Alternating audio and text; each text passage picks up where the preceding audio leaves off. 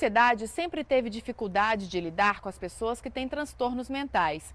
Por muitos anos, a única solução era o isolamento em manicômios, lugares que se transformaram em verdadeiros campos de concentração. Este é um dos pavilhões do antigo Colônia, que foi o maior hospício do Brasil.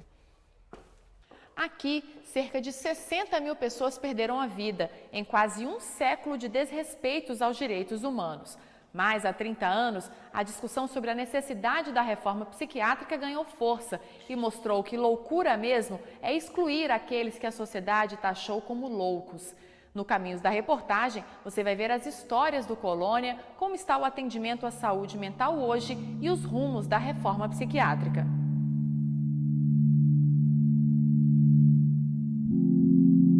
Era uma instituição que o objetivo dela não era curar as pessoas, porque de fato ninguém saía curado dali de dentro.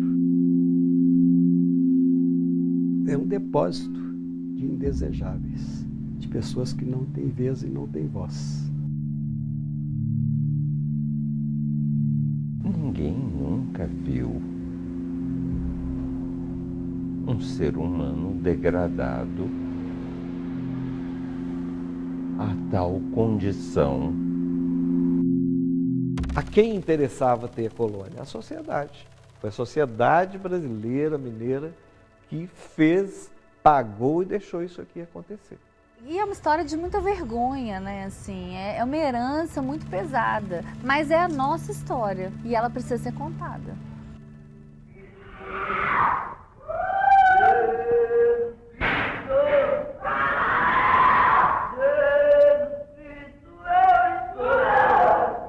Essa história começa em 1903, no município de Barbacena, em Minas Gerais, com a internação do primeiro paciente no antigo Hospital Colônia. O número 1 é o Francisco Gonçalves Lamas, que é internado em Barbacena no dia 27 de dezembro de 1903, com 27 anos de idade. O diagnóstico dele é excitação maníaca.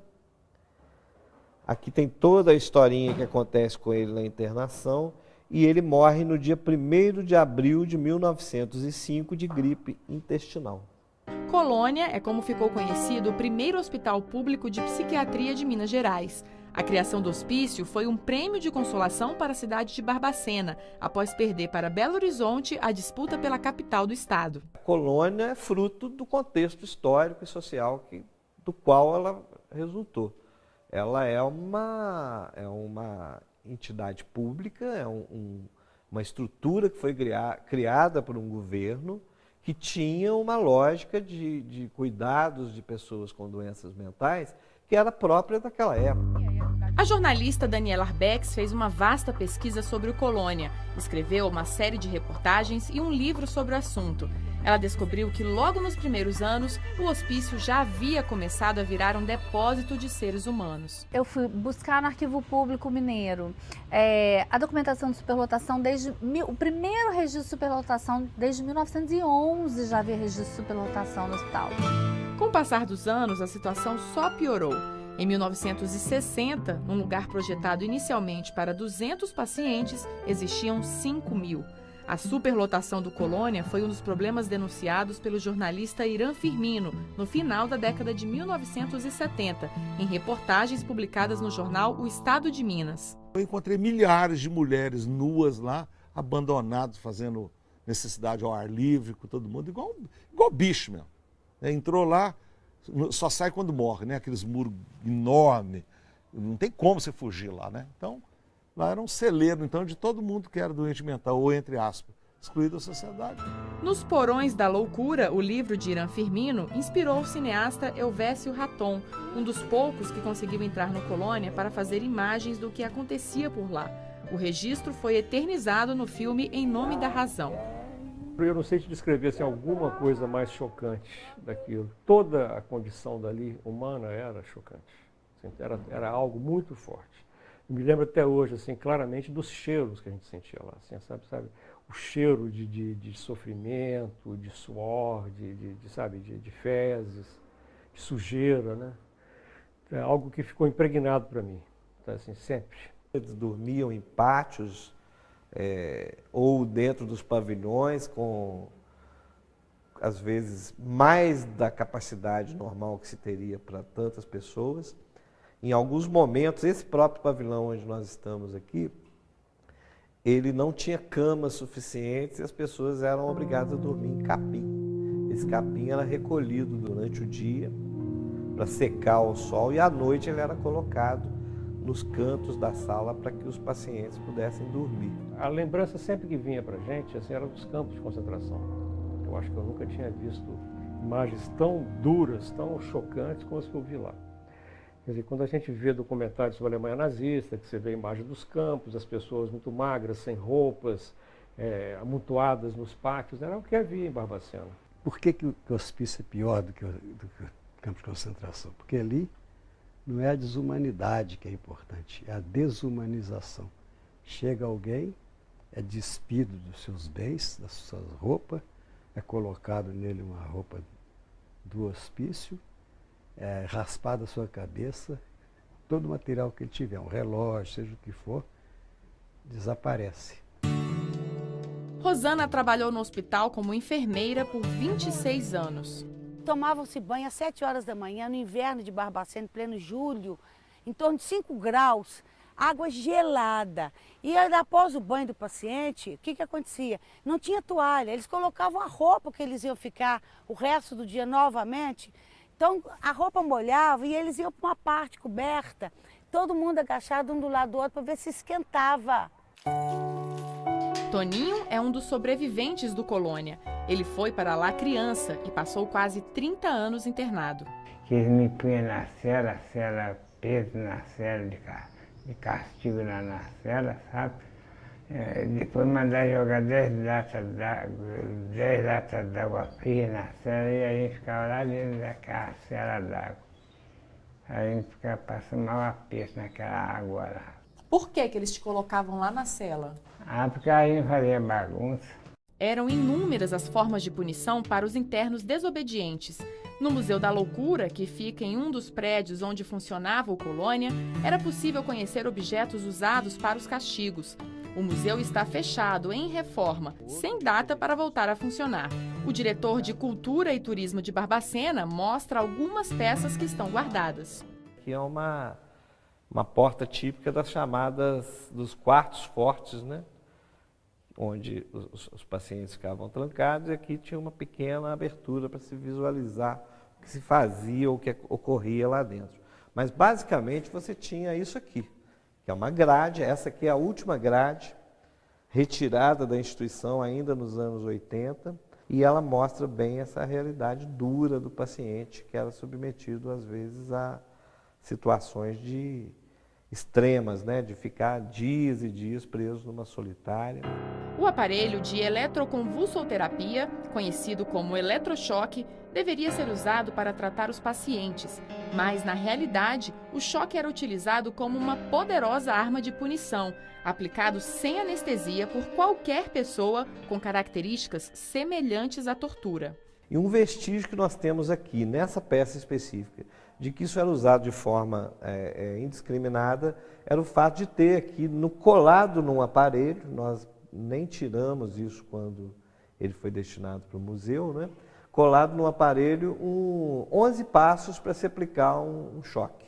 Ou seja, nós imaginamos e temos relatos de pessoas que diziam que não havia assim, um acompanhamento médico propriamente. Isso era feito talvez por um auxiliar de enfermagem ou qualquer pessoa que pudesse ajudar a aplicar os choques.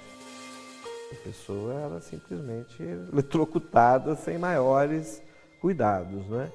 Então, provavelmente a gente vai ter casos de óbitos sim, seguidos após uma aplicação dela. Rosalina, que já nem sabe quanto tempo ficou no Colônia, só saiu da internação em 2004. O eletrochoque é a lembrança mais triste que ela tem da rotina no hospício. Choque é assim na cabeça, aqui na cabeça assim. Põe um negócio na boca para não morder a língua. Aí depois tomei choque, eu fui para outro pavilhão. Aí no outro pavilhão eles deram outro choque também. Eles falam que é de tratamento. Sueli Rezende morreu no regime de internação. A filha Débora foi adotada. Ao buscar informações sobre a mãe biológica, ficou horrorizada com o que viu nos prontuários. No período de 78, acho que quando começaram com os choques, ela chegou a receber assim 15 sessões de choque em um mês. Então era coisa dia sim, dia não. Era algo intolerável. E eu via que as crises dela, que ela se rebelava, ela não aceitava. Ela fazia de tudo para não levar o choque. Corria, ia para o banheiro, tentava derrubar a máquina, o aparelho, lutava com os funcionários. Às vezes, quando ia para o banheiro, passava fezes no corpo, que diziam que era para escorregar, porque eles não conseguiam ser pegos. Muitas vezes, um paciente que tinha acabado de tomar eletrochoque naquela enfermaria gigantesca, ele já tinha acordado, ele ia ajudar a dar eletrochoque no outro lá na frente. Mas muitas vezes a energia elétrica era insuficiente para aguentar. Esses instrumentos cirúrgicos também fazem parte da história do Colônia. A lobotomia é uma cirurgia feita no lobo central, né, do paciente, com a função de certa forma, tirar alguns estímulos da pessoa. Normalmente é uma cirurgia feita em pacientes muito violentos. Havia casos de pacientes que conseguiam, inclusive, arrancar células, as grades das células onde eles ficavam, dado o acesso de fúria que eles tinham, incontrolável. Então, esse expediente da lobotomia foi algumas vezes realizado no Hospital Colônia de Barbacena. O procedimento para conter a agressividade e os surtos, em vez de ajudar, fez muitos pacientes ficarem em estado vegetativo. A lobotomia tirava completamente as reações do paciente a ponto dele praticamente virar um zumbi, uma pessoa incapaz de qualquer reação após a cirurgia. No Colônia, a falta de qualificação profissional também era um problema. Maria da Consolação foi trabalhar como auxiliar sem nunca ter feito qualquer curso na área de saúde. No primeiro contato com os pacientes, tomou um susto. Minha chegada aqui foi assim, encontramos com a enfermeira Rosana, nós estávamos num grupo, onde ela levou a gente para o pavilhão Afonso Pena, simplesmente abriu o portão e deixou a gente dentro do pátio com mais ou menos uns 300 pacientes. Que nós nos agarramos uma na outra, tudo com medo, os pacientes tudo em cima. Eu nunca tinha entrado no hospital psiquiátrico, então assim, fiquei apavorada. Jurema virou enfermeira na prática, sem uma única aula de enfermagem. Quando eu cheguei aqui, eu era leiga, eu não sabia nada. Veio uma funcionária com uma cubazinha com 3 seringas. Ela pegou uma paciente, fez a injeção e falou: toma, essas 2 é sua, se vira. O esgoto corria a céu aberto no Colônia e muitas vezes servia de alimento. Você vê as pessoas definhando, literalmente definhando. Isso já é um indício muito forte de que não havia alimentação. Fora que as pessoas que trabalharam na época contaram, e os próprios pacientes contaram sobre isso, de que não havia alimentos, de que eles passavam fome, de que era uma sopa rala. Eu cheguei a ver as pessoas comendo o que era julgado, igual faz com boi, com vaca, jogar aquelas comidas numa espécie de coxa e a turma vinha comer igual bicho. Ora, no entanto, tinha verba para carne, tinha verba para comida, né, de qualidade, só que isso nunca apareceu. E não eram apenas as pessoas com transtornos mentais que passavam por tudo isso. A quantidade de gente nos dando recado, fala com fulano, procura fulano, não sei o quê, fala por favor, eu estou aqui, eu não tinha que estar aqui. Essas falas repetiam, sabe?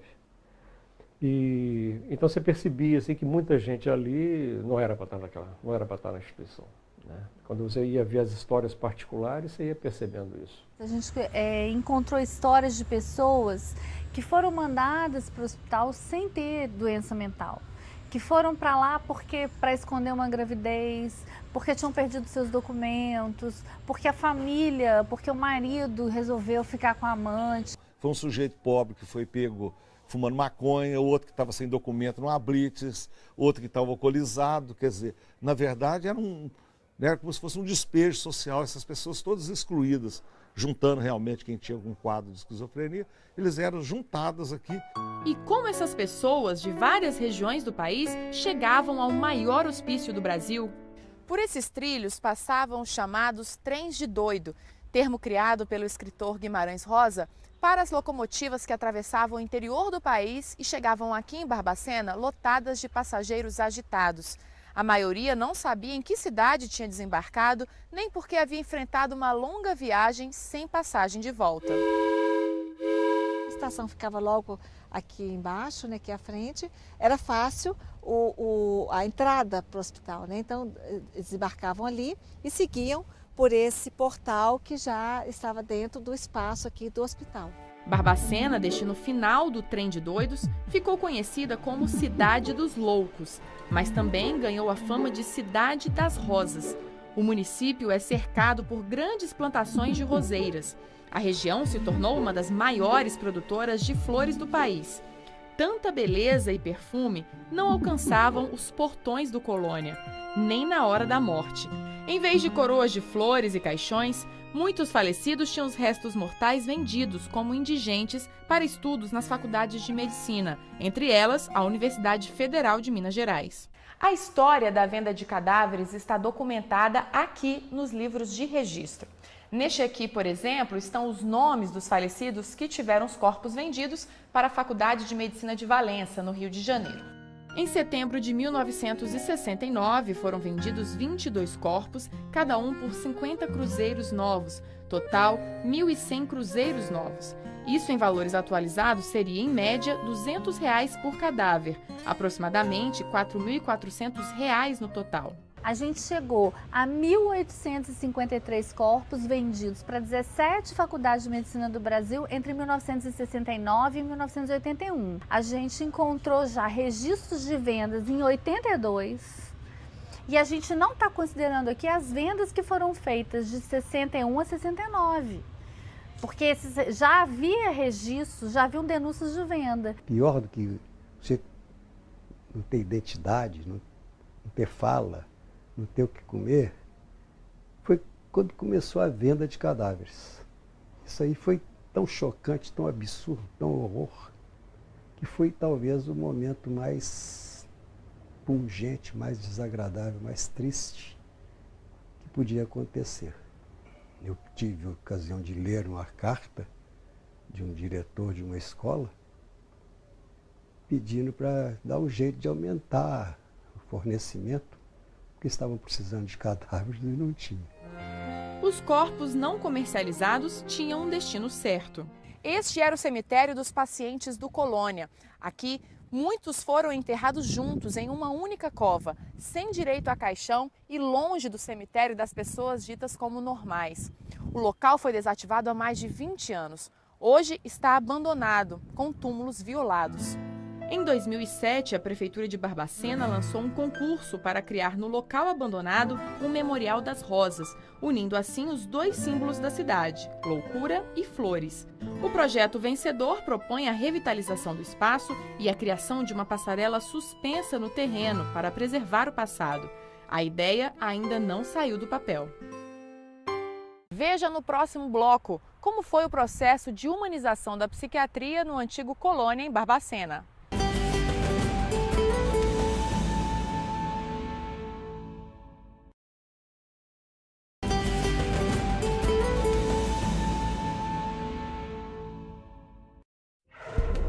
Fim dos anos 1970. O regime militar começa a perder força.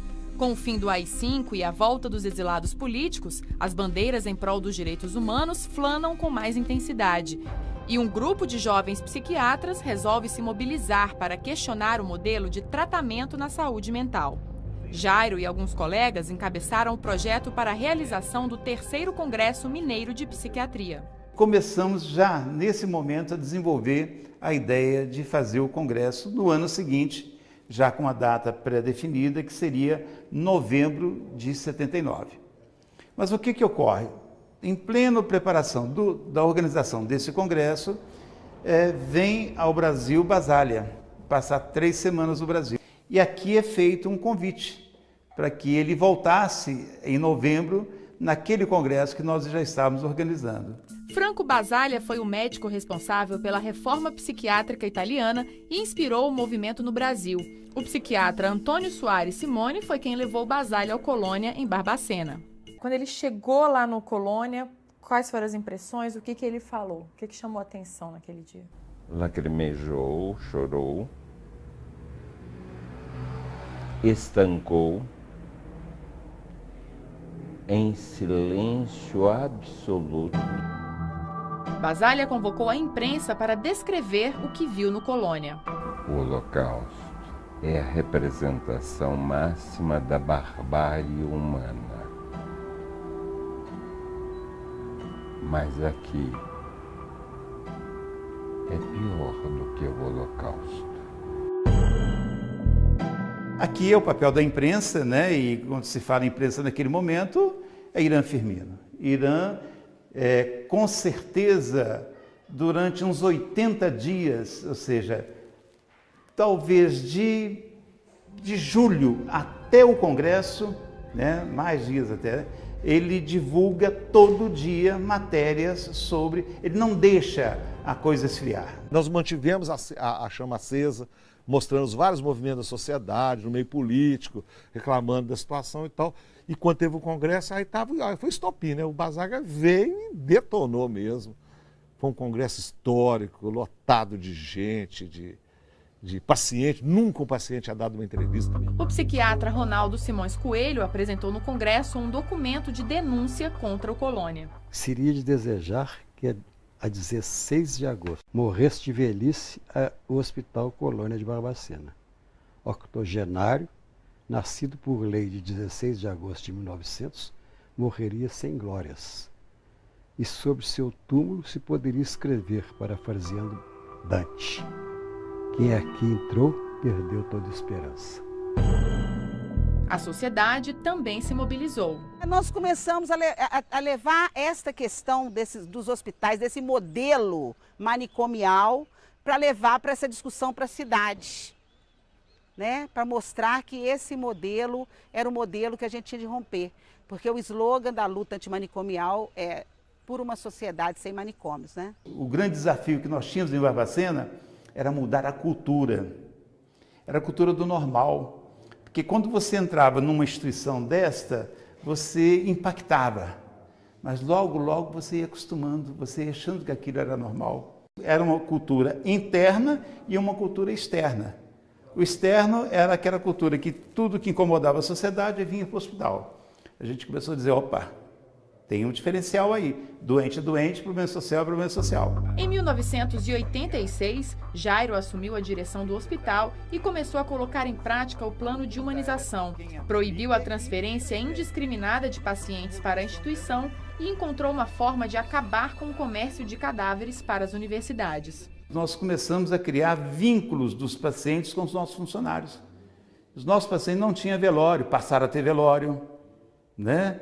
E nós criamos todo o mecanismo de que um processo de um sepultamento exigia numa sociedade.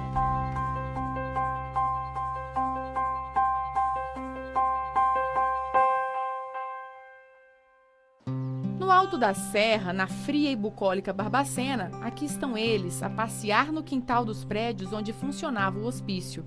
Alguns pavilhões do antigo Colônia se transformaram no Centro Hospitalar Psiquiátrico de Barbacena. Outros no Hospital Regional, que oferece atendimento ambulatorial e de emergência pelo SUS. Os pátios onde os pacientes passavam dia vagar, hoje estão vazios. As marcas do tempo também estão no rosto dos pacientes que ficaram idosos e nunca saíram daqui. Dona Aurora é uma das mais antigas. Não se lembra quantos anos tem. Foi internada no Colônia em 1957. É bom aqui. O que você faz aqui? Acostumei. Acho bom bom aqui. Como Dona Aurora, outros 171 pacientes estão no regime de internação de longa permanência. Hoje, cada um desenvolve uma atividade. Todos os dias, Dona Eunice vem ao Centro de Atendimento ao Paciente Asilar para fazer peças de tapeçaria. Aos 56 anos, ela se orgulha em dizer que acorda antes das 6 da manhã para trabalhar. Botei aquela casinha lá, aqueles dois ali. Fora isso, já provei. Mas vive bordando. A minha vida é essa. O resultado dos trabalhos mostra que pessoas com transtornos mentais não são incapazes, mesmo quando existem ainda mais obstáculos a serem enfrentados. Aparecida é cega, surda e muda. Internada desde 1967, provavelmente sem distúrbios mentais, ela faz o maior sucesso com sua habilidade em costurar colchas de retalhos. Kenny, como é que vocês escolhem quais atividades cada um vai desenvolver? Vai partir do interesse do paciente. Então, ele vai falar o que ele gosta de fazer, nós mostramos algumas possibilidades que ele pode fazer, pode estar desempenhando, e a partir disso a gente indica a atividade. Logo que entrou no hospital na década de 1980, a enfermeira Rosana começou a incentivar que os pacientes não ficassem parados. Nós fizemos uma horta muito grande e a gente plantava alface. E de tarde a gente fazia chá e tinha uma sanfona onde a gente cantava junto com os pacientes. E os pacientes adoravam, porque diminuiu a medicação da noite, né? O paciente voltava para o pavilhão, tomava banho quentinho, jantava e dormia a noite inteira, satisfeito, porque ele tinha atividade.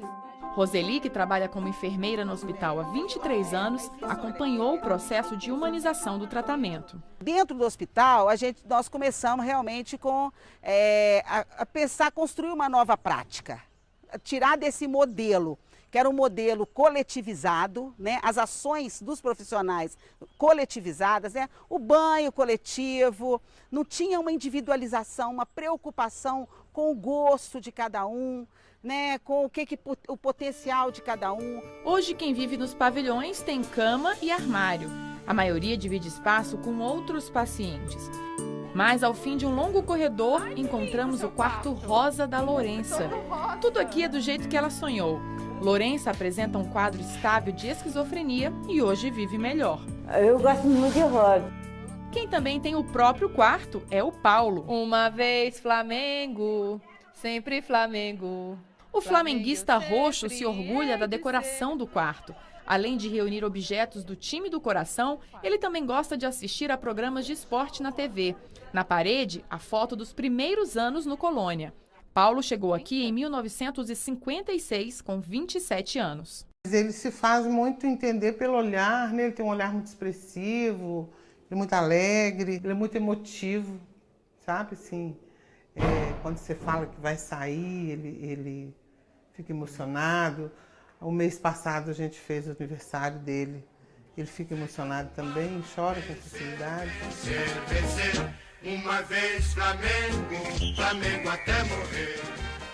Em 1989, o hospital começou o projeto dos módulos residenciais.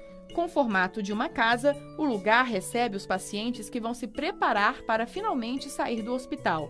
Nos 5 módulos, vivem hoje pouco mais de 100 pessoas. Os que estão aqui nos módulos são os pacientes que têm mais facilidade da gente trabalhar com eles para uma possível possibilidade de ir para uma residência terapêutica. Essa preparação saídas na rua para acostumar com a população, porque eles perderam esse vínculo, né, com a comunidade. Então a gente procura resgatar essa parte deles social.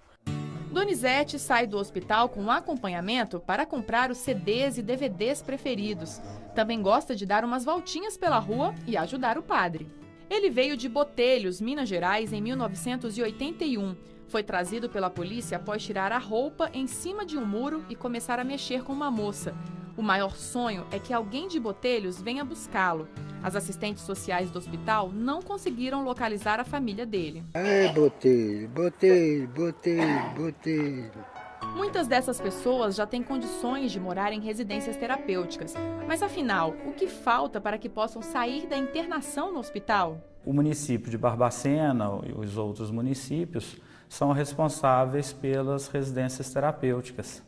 Então, para as pessoas saírem daqui, a gente precisa que o município tenha condições de recebê-las, ou as famílias. Recentemente, um dos módulos residenciais foi cercado por muros. Colocaram um murinho de tipo 1,5 m, 2 metros de cimento e acima grade, tela de arame. O que é o início disso? É o início do muro, né? Está voltando o muro de novo. Então ele sendo cercado de cimento e coisa, está reproduzindo o hospício de novo. Apesar da gente ter um muro, ele está dentro de uma área verde, que tem mais possibilidades. E o muro não impede que os pacientes, os moradores do módulo residencial 4, transitem pelas áreas ao redor do módulo residencial.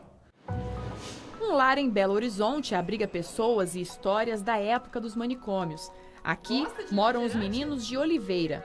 Eles foram internados quando eram crianças em um hospital psiquiátrico infantil no município de Oliveira, Minas Gerais. A pouca idade não os livrou dos maus tratos.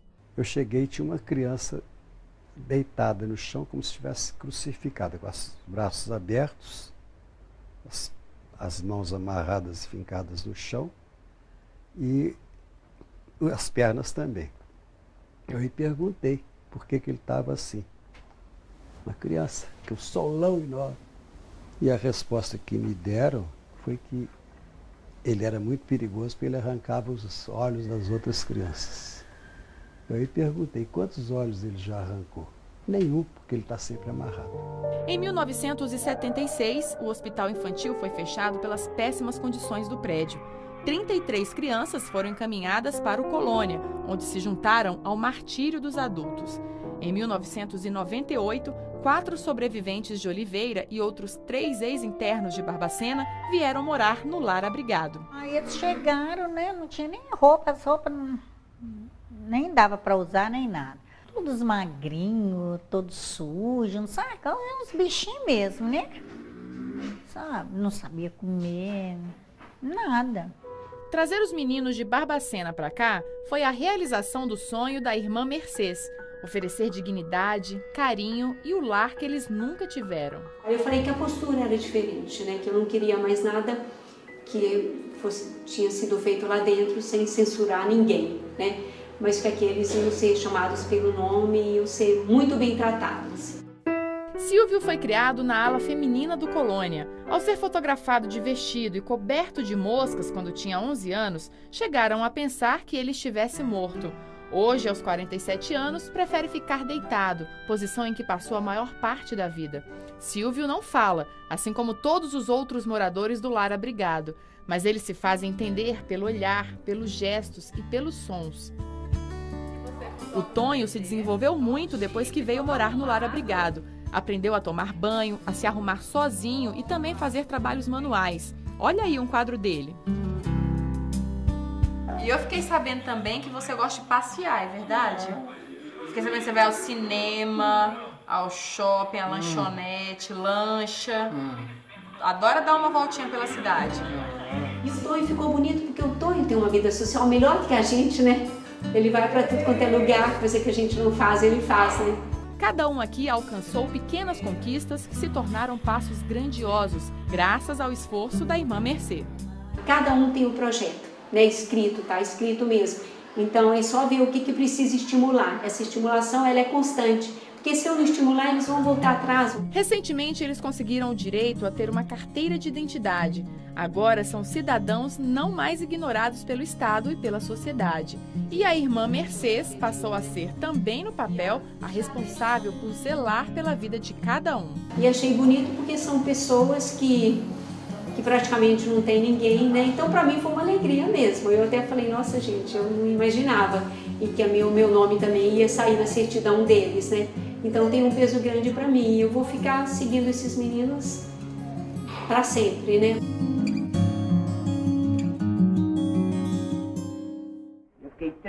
Uma das meninas de Oliveira fez história no Colônia. Sueli Rezende era famosa por responder com violência a toda a crueldade que sofria no hospício. Ela não respeitava a gente. Ela chegava mandando com palavras, já com palavrões mesmo, te mandando mesmo. Para me atender, ele tem depressão, Mas depois eu aprendi a amar a Sueli, aprendi a ter o respeito da Sueli. Além da agressividade, Sueli também usava os versos para mostrar toda a sua indignação. Sem sal, e mais atrás vem o macarrão. Parece cola de colar balão. E mais atrás vem a sobremesa, banana podre em cima da mesa. A letra, gravada na mente e no coração da Débora, é a maior herança que ela conseguiu resgatar da mãe que não conheceu. As mulheres que engravidavam no Colônia não podiam ficar com os filhos. As crianças eram adotadas ou iam para orfanatos. Débora foi adotada por uma funcionária do hospital, a Jurema. Eu, com pena dela, para ela não ir para a FEBEM, eu falei, vou levar, eu vou criar essa menina. E criei. Já adulta, Débora descobriu que era adotada e foi atrás da própria história. Por meio de documentos e relatos de funcionários do antigo Colônia, ficou sabendo que sua mãe Sueli havia falecido 1 ano antes e desvendou histórias no hospital que a emocionaram. Sempre que tinha festinha lá, aí os funcionários levavam os filhos, os familiares. Então ela via a criança, ela corria para abraçar. E num desses abraços, ela me abraçou, sem saber, eu tinha 7 anos. Aí uma funcionária que me contou. E ela ainda falou que eu devia ter a idade da menina dela. Agora Débora quer descobrir o paradeiro da irmã, a segunda filha que Sueli teve no hospital. Ela foi entregue para adoção. Eu só sei que ela nasceu no dia 15 de junho de 86, é 2 anos mais nova. E o nome que a minha mãe escolheu para ela foi Luzia Rezende. Mas devem ter trocado o nome. Débora guarda com muito carinho 1/3 que foi da mãe e a certeza de que foi amada por ela. As únicas lembranças que ela tinha era a cor de pele, que ela tinha uma filha morena e uma filha branquinha. E as datas de nascimento. Sempre que estava próxima, ela falava, em tal dia minha filha mais velha vai fazer tantos anos. Isso eu li nos prontuários, ela contando. Quando eu fiz 8 anos, que ela teve uma crise, que ela queria saber como era o rostinho da filha dela. Eu gostei muito de saber que ela foi uma personalidade forte lá dentro, que ela se defendeu. E que ela tinha orgulho também, né, de ter tido as 2 filhas.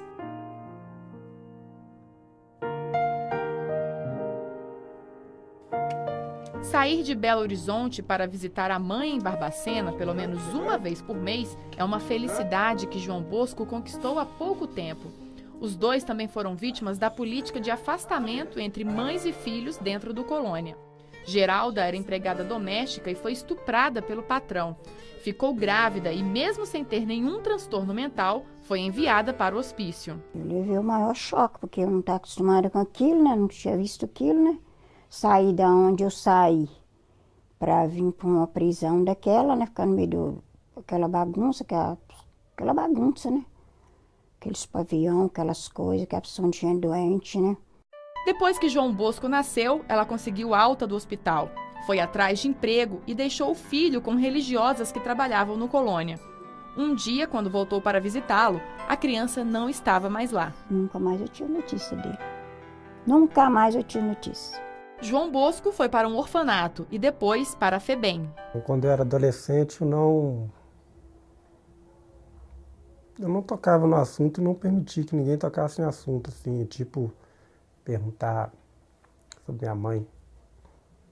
Para mim isso era um tabu. João Bosco passou no concurso do Corpo de Bombeiros. Os colegas da corporação foram até Barbacena para descobrir quem era a mãe dele e a encontraram em 2011. O reencontro foi uma surpresa na comemoração dos seus 45 anos. Para mim foi a melhor coisa, né? Que eu esperava de acontecer na vida e aconteceu. Dele parecer, né? E ter o carinho que ele tem comigo. Por mais que as contingências da vida leve cada um para um lado, mas existe essa coisa, esse laço invisível, esse laço laçado por Deus entre a mãe e o filho. Isso ninguém rompe. Então quando você reencontra, você só está voltando à origem.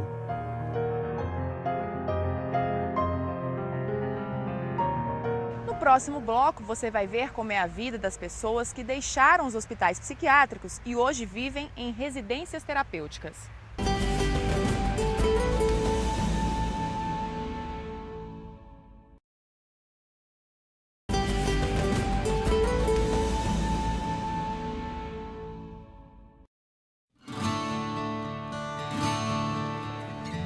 Voltar para casa após longos anos de internação em um hospital psiquiátrico é um grande desafio. José Horácio tenta a reaproximação com a família desde 2013, quando deixou o hospital em Barbacena. Ele havia chegado ao Colônia em 1977. Eu tinha 14 anos. Caía no meio da rua. Não dava sossego também. Estava vendo a hora dele matar a gente dentro de casa, foi obrigado a mandar. Depois de 38 anos de internação, funcionárias do hospital encontraram a família de José Horácio em Araçuaí, Minas Gerais. Ele começou a demonstrar esse interesse de estar voltando para Araçuaí para morar com a mãe. E nós fizemos contato com o CAPS municipal. E aí nós fizemos essa viagem, na realidade, para a gente poder conhecer lá a rede, o município, né, se ele teria condições de estar voltando. Ele chegou que ele tinha o diagnóstico F71.1, que era um retardo mental leve, o quadro psíquico dele estava estável. Ele morou com a família aproximadamente uns 2 meses, mas ele teve conflito familiar e após uma crise com a mãe, foi na verdade uma briga, né? Ele desestabilizou um pouco, ele chegou a agredir a mãe. Tem razão dele ter me estranhado, não foi criado mais eu. Foi criado, foi mais eles lá. A mãe não conseguiu ficar com o filho e pediu ajuda à justiça. José Horácio foi então viver numa residência terapêutica. De vez em quando visita a mãe. Os dois não fazem planos de tentar morar juntos novamente. Ele não fala em outra coisa a não ser retornar para o hospital em Barbacena. A saudade volta para lá mesmo. Quer ficar aqui não. Aqui não tem lugar para fazer nada, não. Quer ficar lá mesmo. É um trabalho de formiguinha, restabelecer todos os vínculos familiares novamente. Um dos principais símbolos da humanização na psiquiatria é justamente uma casa, como a que o José Horácio mora atualmente. O direito básico do homem à moradia foi devolvido a milhares de brasileiros com transtornos psiquiátricos, por meio do projeto das residências terapêuticas. Em 1989, foi apresentado aqui no Congresso Nacional um projeto de lei para regulamentar os direitos das pessoas com transtorno mental. A proposta determina a extinção progressiva dos manicômios no país. Em 2001, depois de 12 anos de tramitação, a Lei 10.216 foi sancionada.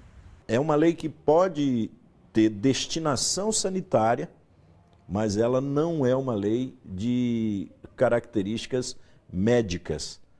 Ela é um procedimento que a sociedade brasileira quer dos seus médicos, né? Que atendam em liberdade, que não isolem, que escutem a história da loucura, por que a pessoa chegou àquele ponto, e que encontrem um caminho, se não for possível, de cura, porque nem todo sintoma e nem toda doença às vezes permite a cura, mas que pelo menos seja um tratamento assistido.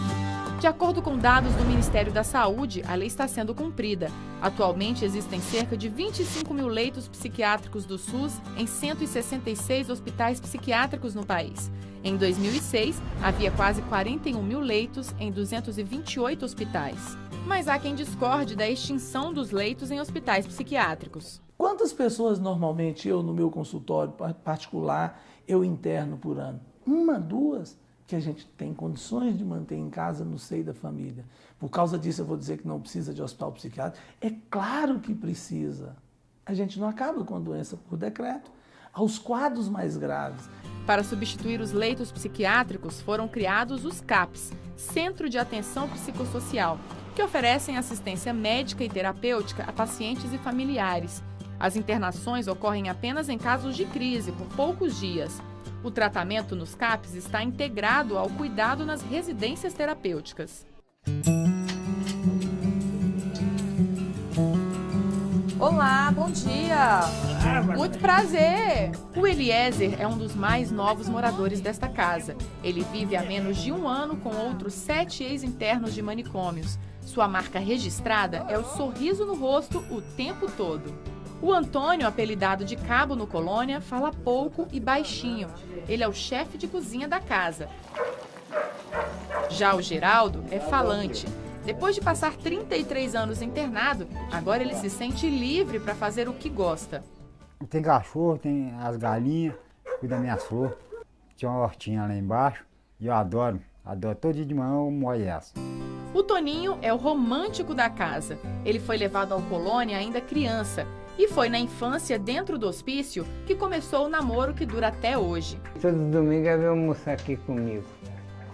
Aí quando dá 6 horas vai embora de moto. Desde pequeno assim que nós namora. Desde criança que esse namoro é antigo. Eu gosto dela demais. Aqui em Barbacena, 183 pessoas moram em 32 residências terapêuticas. Em todo o país, são 620 casas como esta, onde os antigos internos dos hospitais psiquiátricos aprendem a viver com dignidade. Nas residências, os moradores são assistidos por cuidadores, psicólogos e assistentes sociais. Eu saio com eles à noite, a gente vai para a pizzaria, eles comem pizza, eles não sabiam o sabor de uma pizza. Eles vão ao cinema, hoje em dia eles saem na rua sozinhos, sem a minha ajuda, né? É como se fosse um filho nosso que a gente está colocando na rua, a gente vai... Às vezes a gente olha e de repente a gente vai começando a sair sozinho, até reabilitar. Quando aquilo que a gente acha que é muito, assim, que é tão básico, né? Como ir à padaria, comprar um pão, sentir o cheiro de um pão, escolher a verdura, né? O legume ou a salada que ele vai, né? Que ele quer para o almoço, né? A pessoa numa instituição total ela vai perder tudo isso. Né? Ela não escolhe que horas que vai comer ou que vai comer. A grande dificuldade que nós já enfrentamos é a questão do preconceito. Nós já tivemos situações de vizinhos que se incomodavam com a presença dessas pessoas, porque essas pessoas elas vinham de um hospital psiquiátrico, porque essas pessoas poderiam ser agressivas, porque essas pessoas faziam uso de medicação. Isso já aconteceu. No início, inclusive, nós tivemos dificuldade, inclusive, de imobiliária, que não queria alugar porque sabia que era residência terapêutica. E é um processo do dia a dia mesmo, buscar autonomia, né? Fazer com que esses sujeitos passem a desejar, porque se perde isso dentro do hospital. Né? No hospital, há uma hora, o Geraldinho fala muito bem disso, há uma hora para tudo. Então, aprender a acender a luz, aprender a dizer não, né? Ou aprender a falar o que eu quero, a escolher. E quando, né, vamos sair para comprar roupa, vamos escolher, era a gente que escolhia. Né? E hoje, então, já poder dizer do que quer, do que não quer. E aí é muito bacana, porque hoje a maioria, né, tem o benefício de prestação continuada, que é um salário mínimo, e tem a bolsa do programa de volta para casa. Então, a gente começa a trabalhar essas questões do gastar o dinheiro, do economizar. E é a autonomia uma das principais conquistas deste casal. Adelino, que sofre de epilepsia, e Nilda, que tem catatonia, se conheceram no Colônia. Eles se casaram, ganharam uma festa e conseguiram uma residência só para eles. São muito cuidadosos com as finanças, sabem economizar para adquirir tudo o que precisam e tem crédito no mercado. E aí, é bom comprador e bom pagador? Ótimo, compra e paga direitinho. E vem sempre aqui? Vem todo dia. Ela aqui, todo dia. Ela vem todo dia. Quando eu não venho, ela vem. Outra história cheia de conquistas é a da Rosalina. Dona de uma felicidade que não cabe no peito, ela já realizou os 2 grandes sonhos de sua vida. O primeiro foi morar numa casa sem ter que dividi-la com um monte de gente, como acontece normalmente nas residências terapêuticas. Falei com ela, Tânia, eu quero morar sozinha. Aí ela falou, mas você sabe cozinhar? Vamos ensinar, vamos aprender primeiro. Pensa que nem consegui ficar sozinha. Quem pensou? Você. Eu duvidei de você, Rosalina. Duvidou. Mas você mostrou que podia o contrário, né? Minha filha não duvidou de mim, não. Claro que não! Minha filha gostou. Meu anjo. Tânia é a psicóloga que acompanha a Rosalina. Depois de conseguir viabilizar o sonho da casa, ainda faltava resolver a questão mais difícil. Rosalina teve uma filha no Colônia, que foi mandada para adoção. Sempre em maio, mês em que a menina nasceu, ela se isolava numa tristeza inconsolável. O desejo era saber notícias da filha. Ficava no meu quarto trancado. Por quê? Casa perto. Caso não vier. No ano passado, Tânia descobriu que a filha de Rosalina, já adolescente, estava à procura da mãe biológica. Depois de muitas conversas com a jovem, com os pais adotivos e com a Rosalina, Tânia promoveu o encontro tão esperado. A filha vem e traz as fotos para mostrar sua infância, como que foi uma infância que a Rosalina não participou de nada. Então elas trocam essa informação. Rosalina conta como foi a vida dela e a filha contando como que a vida dela também aconteceu. Eu fiquei assim, próximo ela, assim, quando ela foi embora. Mas eles não tinham falado comigo que era ela ainda, não. Aí ela me abraçou assim, aí eu senti. Era ela. Abracei ela, gracinha. Ela é bonita? Hoje elas mesmas já marcam encontro, saem, a família que a adotou convida a Rosalina para poder estar indo lá na casa, passar o dia das mães, passar o dia do aniversário juntas. O dia do aniversário da Rosalina, ela vem aqui passar o dia com ela. E você gosta quando ela vem aqui te ver? Gosta? Rosalina se libertou de todas as injustiças que por décadas aprisionaram os supostos loucos.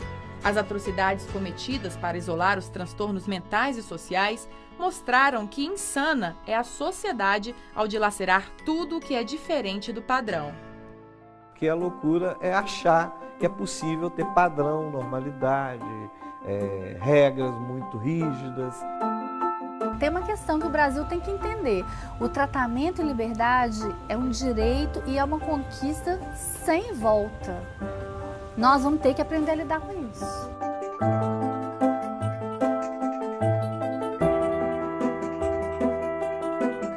A loucura, para mim, é da condição nossa, né, enquanto humanos. E nós humanos, né, alguns mais, outros menos, de vez em quando descarrilhamos, né?